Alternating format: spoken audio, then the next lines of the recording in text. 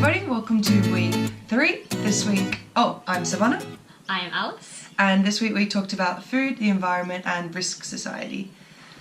You sure did. Do you want me to go first? Yeah, you go first. So the question that I have answered, I think maybe you're answering it too, was the one on what alternative forms of agricultural production and distribution take place in your locality. Yeah. So I've got 2 things to talk about. One is local, one isn't, but it is really relevant to the themes of this topic and the couple of weeks before.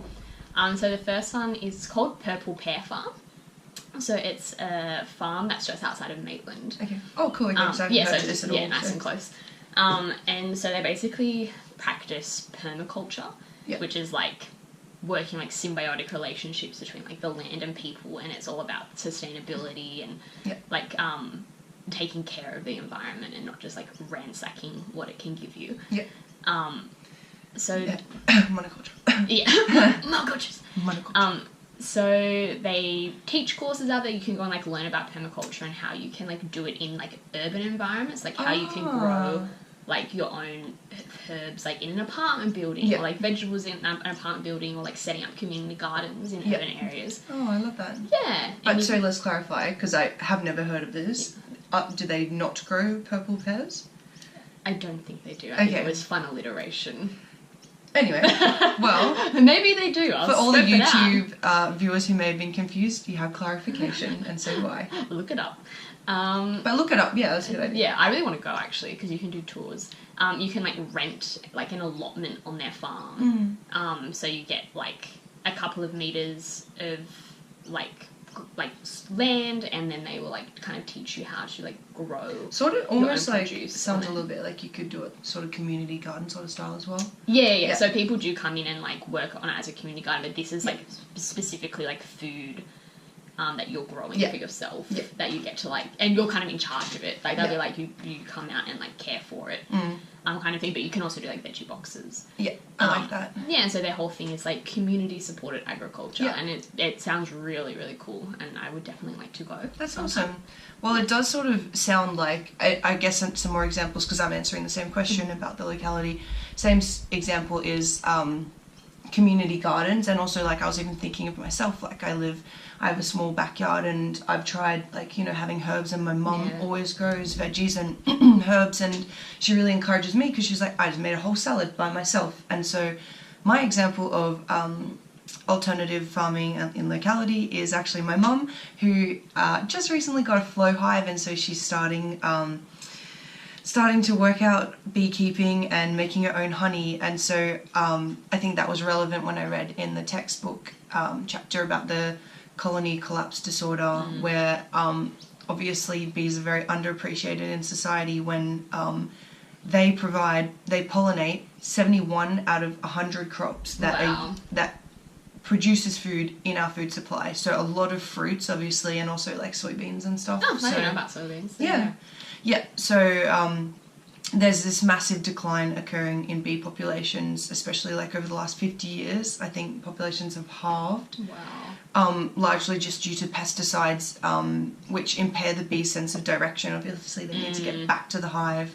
And so when they lose worker bees, the whole hive just disappears. Yeah. And so pesticides is a major cause. It's affecting their direction, but also like weakening their immune system, and so they're just more susceptible to parasites and death. Baby the bees. And herbicides as well is killing the weeds, which they also need the pollen for. Yeah.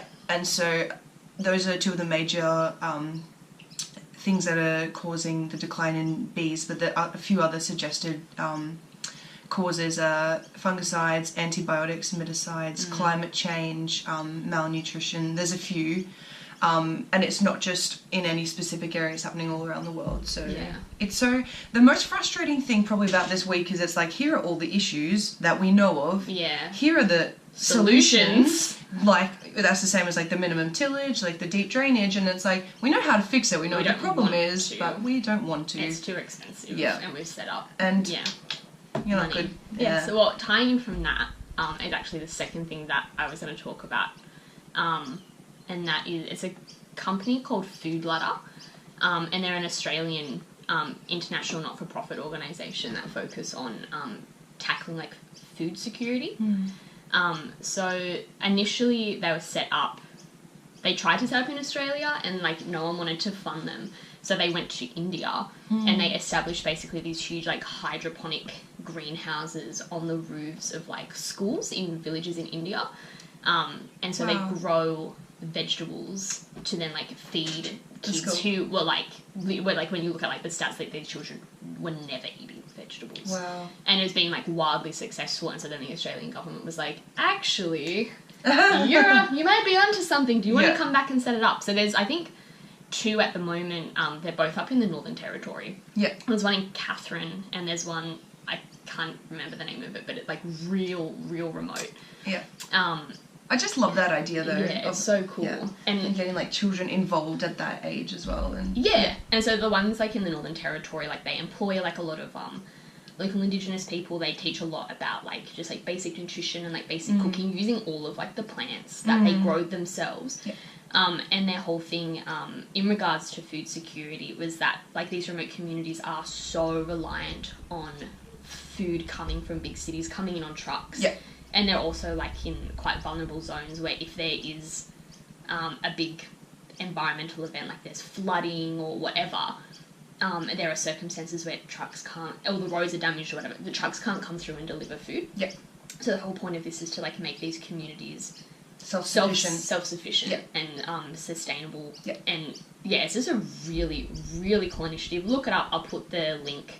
Yeah. In the caption section. Caption section. They're doing really awesome things, and the woman who runs it, Kelly McJenna, is like a total gem. It's incredible. Awesome. Yeah.